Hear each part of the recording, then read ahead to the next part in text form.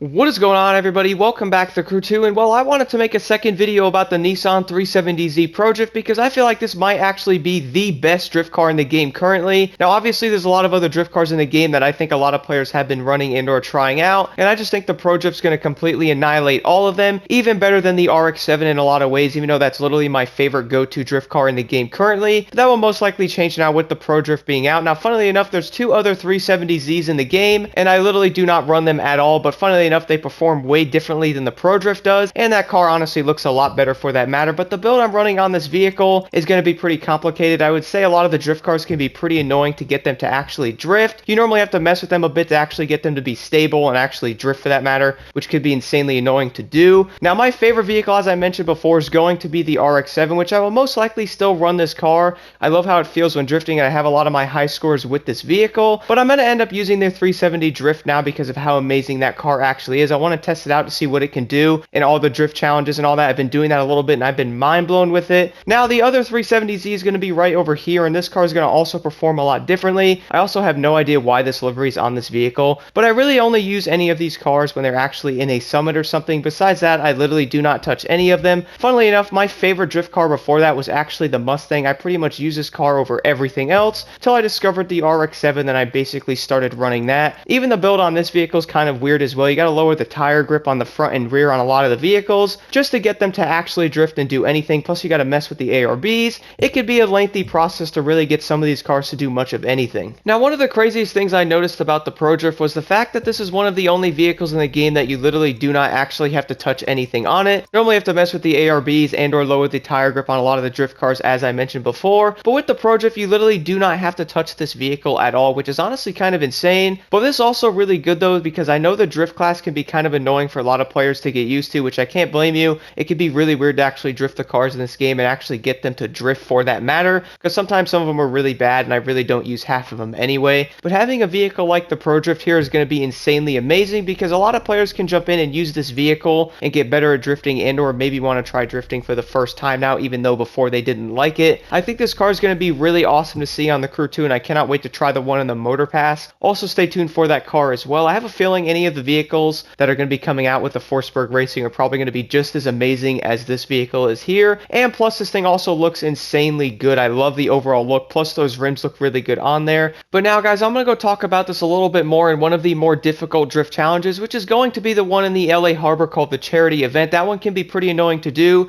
You're basically drifting around on some boats, and it's very small areas of drifting as well. And I just want to show you how amazing the Pro Drift is, and I do want to go over some really good positives about this vehicle compared to all the other ones that I have tested as well.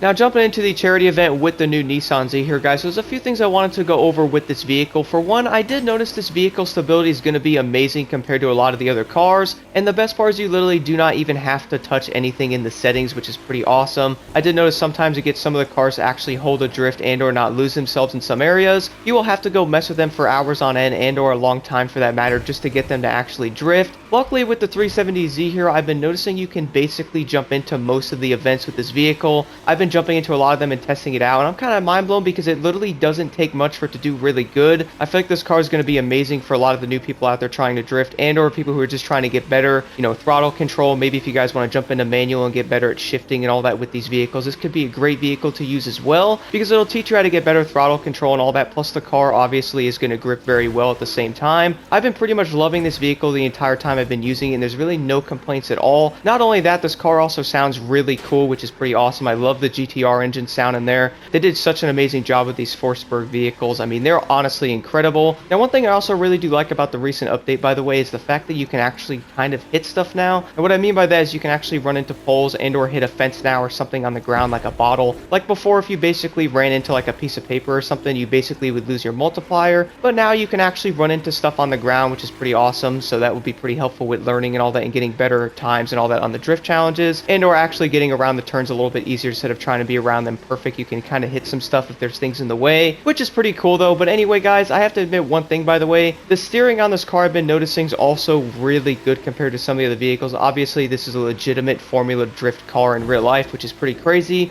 I'm really happy to see this thing in here, and I cannot believe how good it actually is. If you guys have not tried the 370Z out, I highly recommend jumping in this car and just taking it for a test drive and trying it out, guys. This thing is definitely worth the money. I would say this is probably one of those cars that many players are going to end up getting because it's honestly just that amazing, and the fact that this thing also sounds this good when drifting is honestly just a big plus there. I really do think Ubisoft did a wonderful job with these cars in this update. I cannot wait to test the other ones out in the future here. Definitely stay tuned for those videos, by the way, guys. But nonetheless, if you haven't gotten the 370Z Pro Drift yet, definitely jump in and grab this thing. You will not regret it. It's worth every bit of the $300 or so thousand it costs. I mean, I'm loving this car, guys. There's really no complaints at all. The stability, the overall drifting ability of this vehicle, the way this thing handles is honestly just insane. I mean, I just love driving it around, kind of messing around the docks over here with it. You'll definitely get a lot better at drifting as well. Plus, you can practice in certain areas and some turns you might have messed up on. This vehicle will definitely help you out with that, and I definitely recommend taking a look at this vehicle. Let me know what you guys think about the 370Z in the comments below, or what are some of the big things you really noticed about this vehicle compared to the others that made you like this thing so much more. For me, it's honestly going to be the overall stability of this car, plus the insane power this thing also puts out when drifting. I think it makes it a lot of fun. I actually got into drifting even more than I already was with this vehicle. Anyway, thank you all so much for watching.